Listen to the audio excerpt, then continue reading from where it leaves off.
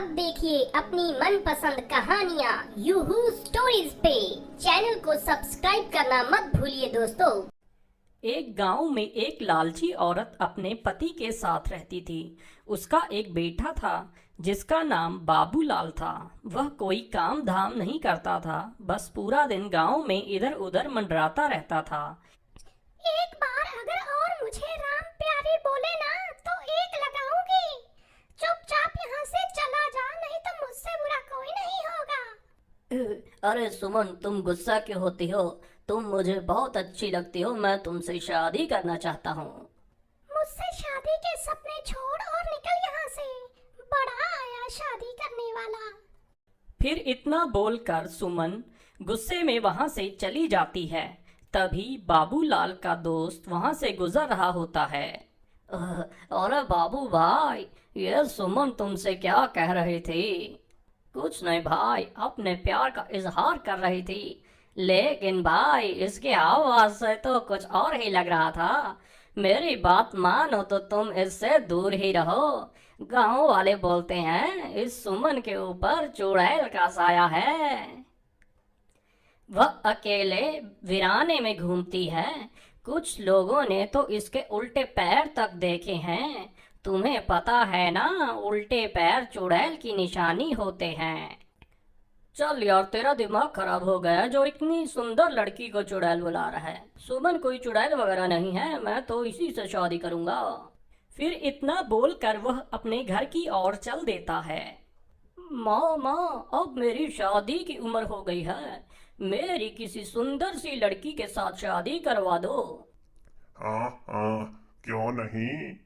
मेरे राजा बेटा का कोई और भी अरमान है तो वो भी बता दीजिए। आपके सारे अरमान एक साथ पूरे करवा देंगे।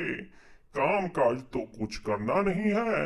गांव के सारे लड़के कुछ ना कुछ काम करते हैं, पर तू है कि सारा दिन घूमता रहता है। बोला, तू जैसे लड़के को कोई अपनी लड़की क्यों देगा? पहले कोई काम नाम करके पैसे वैसे कमा के दिखाओ, फिर शादी के सपने देखना। चल भाग यहाँ से। देखो ना माँ, पिताजी हमेशा मेरी बेइज्जती करते रहते हैं। किसी दिन मैं घर छोड़ के ही चला जाऊंगा। अरे नहीं नहीं बेटा, कैसी बातें कर रहे हो? ये सब तुम्हारा ही तो है। अजी आप तो रहने ही दो। हर वक्त मेरे बेटे को नीचा दिखाते रहते हो। हमारे पास इतनी धन दौलत है, क्या आप सब ये ऊपर लेकर जाओगे? मेरे बेटे को कमाने की क्या जरूरत है? माँ, मुझे सुमन बहुत पसंद है, तुम उसके घर मेरा रिश्ता लेकर जाओ ना।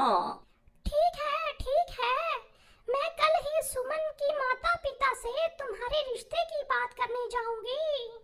फिर अगले दिन बाबूलाल की माँ सुमन के घर रिश्ता लेकर जाती है और वह अपने पैसों का रुआब दिखाती है। देखिए बहन जी, आप बहुत अमीर लोग हैं और हम गरीब।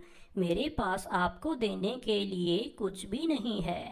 तुम्हारी किस्मत बहुत अच्छी है जो तुम्हारे लड़के की शादी मेरे बेटे से हो रही है। बस तुम मेरे बेटे से अपनी बेटी की शादी करवा दो, मुझे और कुछ नहीं चाहिए। इतना बोलकर वह वापस अपने घर की ओर चल देती है। अगले दिन सुमन और बाबूलाल की शादी हो जाती है। बाबूलाल सुमन से शादी करके फूला नहीं समाता। रात होने पर बाबूलाल और सुमन अपने कमरे में सो रहे होते हैं। तभी सुमन उठती है और सीधा घर से बाहर निकल जाती है और जंगल की ओर चल पड़ती है। बाबूलाल के दोस्त को सुमन पर पहले से ही शक होता है, इसलिए वह उस पर पहले से ही निगरानी रखे हुए होता है।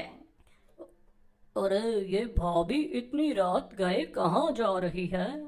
मुझे इनका पीछा करना होगा। फिर चीमा सुमन का पीछा करने लगता है। तभी चलते चलते सुमन के पैर उल्टे हो जाते हैं। अरे मर गए रे, इसके तो पैर ही उल्टे हो गए। मेरा शक सही निकला, ये तो चुड़ैल निकली।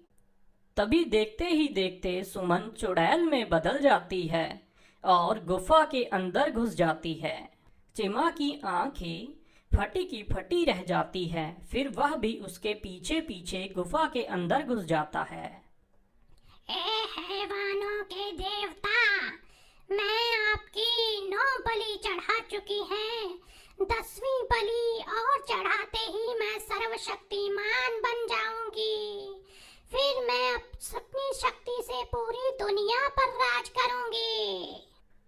मुझे अभी के अभी सारी बात बाबूलाल को जाकर बतानी होगी।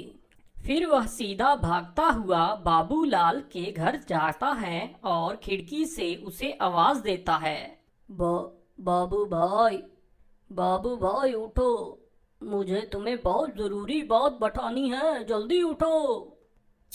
अरे क्या हुआ भाई, इतनी रात तुम यहाँ क्या कर रहे हो? भाई मैंने तुम्हें पहले ही कहा था कि तुम्हारी बीवी चुड़ैल है, लेकिन तुमने मेरी बात का विश्वास नहीं किया। भाई मुझे लगता है तुम्हारा दिमाग खराब हो गया है, क्यों बहकी बहकी बात कर रहे हो? अच्छा ये बताओ, क्या सुमन घर पे है? इतने में सुमन वहां आ जाती है। क्या हुआ चीमा भैया, इतने रात गए कैसे आना हुआ? चीमा सुमन को घर पर देख हैरान रह जाता है। कुछ नहीं भाभी जी, मैं तो बस यहाँ से गुजर रहा था तो सोचा बाबू से मिलता चला जाऊं। अच्छा अब मैं चलता हूँ। इतना बोलकर चीमा वहां से दुम दगा के भाग जाता है। अरे क्या हुआ, ये आपका दोस्त क्या कह रहा था? कुछ नहीं, बस ऐसे ही बेकार की बातें कर रहा था। चलो अब तुम सो जाओ, रात बहुत हो गई है। फिर सुबह होने पर सेठानी गुस्से से लाल हो जाती है क्योंकि सुमन अभी तक सो रही होती है। बहू रानी अभी तक सो रही है क्या? घर का काम कौन करेगा? चल जल्दी कर, मैंने काम वाली की छुट्टी कर दी है। आज से घर का सारा काम तुम्हें ही करना होगा। फिर सेठानी के जोर जोर से चिल्लाने की वजह से सुमन की नींद खुल जाती है और गुस्से से लाल हो जाती है। रुक बुढ़िया, तुझे मैं अभी बताती हूँ। फिर सुमन गुस्से में बाहर आती है। हाँ बुढ़िया, क्यों शोर मचा रही है सुबह सुबह? मेरी सारी नींद खराब कर दी। अरे दैया, इसकी हिम्मत तो देखो, मुझे बुढ़िया बुला रही है। ए तेरी इतनी हिम्मत, मुझे बुढ़िया बोली? चुपचाप घर का सारा काम निपटा दे। वैसे भी तेरे माँ बाप ने दहेज में फूटी कौड़ी भी नहीं दी। मैं कोई काम नहीं करने वाली, जो करना है कर लो। अरे दैया, तेरी इतनी हिम्मत तो मुझे बड़ा करेगी। रुक अभी तुझे बताती हूँ। अरे मर गई रे, ये क्या हो गया? ए तेरी इतनी हिम्मत, मुझे अभी के अभी छोड़ दे। बाबू, ओ बाबू, देख तेरी बीबी मेरे साथ क्या सलूक कर रही है, जल्दी आ, मुझे इससे बचा, ये मेरी सारी बाल नोच डालेगी, जल्दी आ, नास मिटे। फिर अपनी माँ की चीख पुकार सुनकर बाबू दौड़ा दौड़ा अपने कमरे से निकल कर बाहर पहुंच जाता है। वह यह सब देखकर हैरान रह जाता है। ए सुमन, तेरी इतनी हिम्मत, तू मेरी माँ के साथ ऐसा सलूक करेगी? अभी के अभी मेरी माँ को छोड़ दे, वरना अच्छा नहीं होगा। फिर सुमन उसे छोड़ देती है और सीधा अपने कमरे में चली जाती है। माँ आप ठीक तो हो ना? आपको कुछ हुआ तो नहीं ना? मैं ठीक हूँ बेटा, मैंने तो इसे घर का थोड़ा काम करने को कहा था, लेकिन इसने तो मेरी धुलाई ही कर दी। फिर बाबू परेशान होकर घर से बाहर निकल जाता है। वहां उससे उसका दोस्त चीमा मिलता है। क्या हुआ बाबू भाई, इतने परेशान क्यों हो? क्या तुम्हें पता चल गया कि तुम्हारी बीवी चुड़ैल है? मजाक मत कर यार चीमा, मैं वैसे ही बहुत परेशान हूँ। आज सुबह सुबह तो सुमन ने हद ही कर दे, माँ की बाल पकड़ के उससे बदतमीजी की। भाई मैंने तो पहले ही कहा था कि सुमन कोई साधारण लड़की नहीं है, उसके ऊपर चुड़ैल का साया है। अरे बहुत आसान रास्ता है, अगर तुम उस चुड़ैल के सामने आईना रख दोगे तो तुम उसकी असलियत आईने में दिख जाएगी। फिर दोनों अपने अपने घर की ओर चल देते हैं। रात होने पर बाबू सुमन के लिए फूलों का गजरा लेकर घर जाता है। अरे भगवान, तुम कहाँ हो? देखो आज मैं तुम्हारे लिए क्या लेकर आया हूँ। सुमन वहां आती है और गजरे देखकर बहुत प्रसन्न हो जाती है। फिर वह गजरा अपने बालों में लगाती है और शीशे के सामने पहुंच जाती है। तभी उसके पीछे पीछे बाबूलाल भी पहुंच जाती है। सुमन जैसे ही अपने आप को शीशे में देखती है, उसकी असली तस्वीर शीशे में दिखाई देने लगती है। बाबूलाल की आंखें फटी की फटी रह जाती हैं। वह उस चुड़ैल को देखता ही रह जाता है। हे भगवान, ये मैं किस मुसीबत में फंस गया। ये तो सच में चुड़ैल निकली। अच्छा हुआ तुझे मेरी असलियत के बारे में पता चल गया। मैं आज रात को तेरी बलि देने वाली थी। अरे भागो रे, ये तो चुड़ैल निकली। अपनी जान बचा के भागो। चीमा भाई, मुझे बचाओ, मेरी बीवी तो चुड़ैल निकली। हाय, मर गए रे। फिर वह सीधा भागते भागते अपने दोस्त चीमा के घर पहुंच जाता है। चीमा भाई, जल्दी से दरवाजा बंद कर दो। तुम सही कहते थे, सुमन तो चुड़ैल है। आज मैंने उसकी असलियत आईने में देख ली है। अब वो मुझे नहीं छोड़ेगी। अजी, मुझे लगता है आपका ये दोस्त अपने साथ साथ हमें भी मरवा के छोड़ेगा। अभी के अभी इसे घर से बाहर निकालो, नहीं तो इसकी पत्नी यहाँ पहुँच जाएगी इसका पीछा करते करते। तभी जोर जोर से दरवाजा खटकने की आवाजें आने लगती हैं। वे सब लोग डर जाते हैं। अरे दैया रे दैया, लगता है इसकी पत्नी इसका पीछा करते करते यहाँ तक पहुँच गई। चीमा भाई, गलती से भी दरवाजा मत खोलना, वरना वो चुड़ैल हम में से किसी को भी जिंदा नहीं छोड़ेगी। अरे मर गए रे बाबू भाई, भाभी तो चुड़ैल बनकर हमारे दरवाजे पे खड़ी है। अब क्या करें? मैं तो कहती हूँ इस बाबूलाल को उठाकर घर से बाहर फेंक दो। चुड़ैल तो उसी की तलाश में यहाँ आई है। बहुत शौक चढ़ा था ना इसे सुंदर स्त्री से शादी करने का। भुगतने दो इसे। चलो बाबूलाल, अभी के अभी मेरे घर से बाहर निकलो।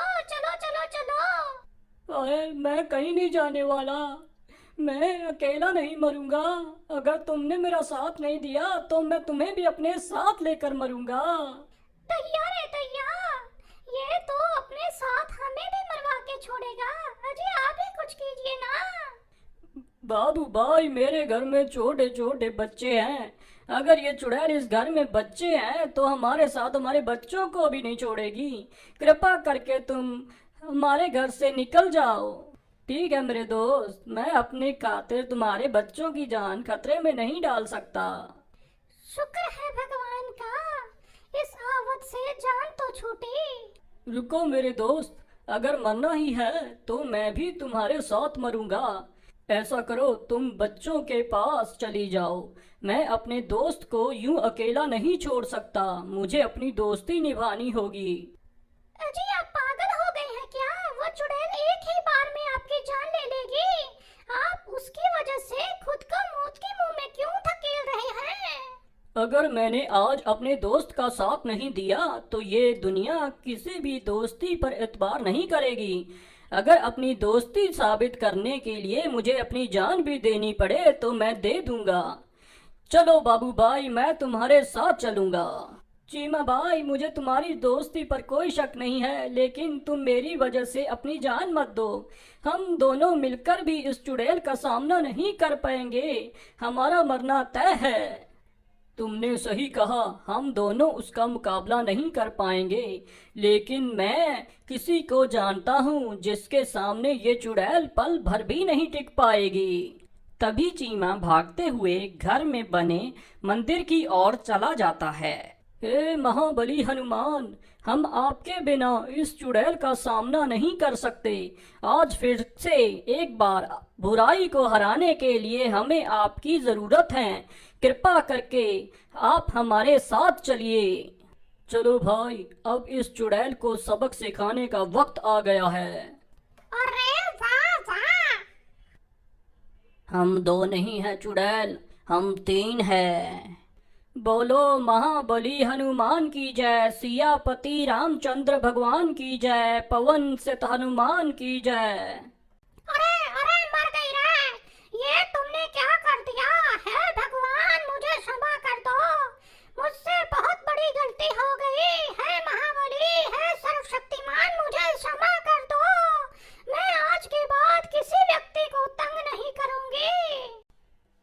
फिर कुछ ही पलों में वह चुड़ैल जलकर भस्म हो जाती है और फिर एक बार बुराई पर हमेशा की तरह अच्छाई की जीत होती है।